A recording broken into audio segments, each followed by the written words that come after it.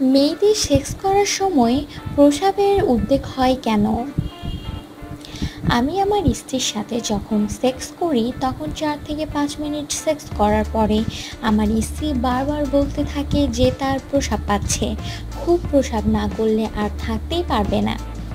কিন্তু আমি যখন আমার যৌনাঙ্গ তার ভেতর থেকে বের করি তখন সে বলে আর তার প্রস্রাবের উদ্বেগ হচ্ছে না।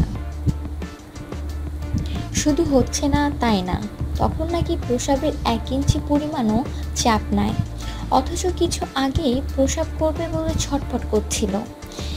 এর কারণ কি? কেউ যদি এই সম্পর্কে জানেন তাহলে ব্যাখ্যা করেন প্লিজ। আসলে সেক্সের পূর্বে নারীর প্রস্রাব করা উচিত এবং এটাই নিয়ম। আর সহবাসের সময় নারীর যখন অর্গাজম শুরু হয় তখন নারীর শরীরে একটা শিহরণ কাজ করে, যেটা একেবারে অসহ্যকর অবস্থা।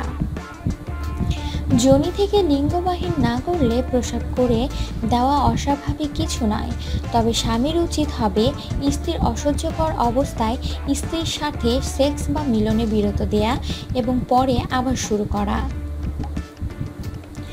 এতক্ষণ ভিডিওটি দেখার জন্য আপনাকে ধন্যবাদ। ভিডিওটি ভালো লেগে থাকলে প্লিজ প্লিজ চ্যানেলটি সাবস্ক্রাইব করুন অ্যান্ড ভিডিওটি লাইক অ্যান্ড শেয়ার করতে ভুলবেন না। Thank you.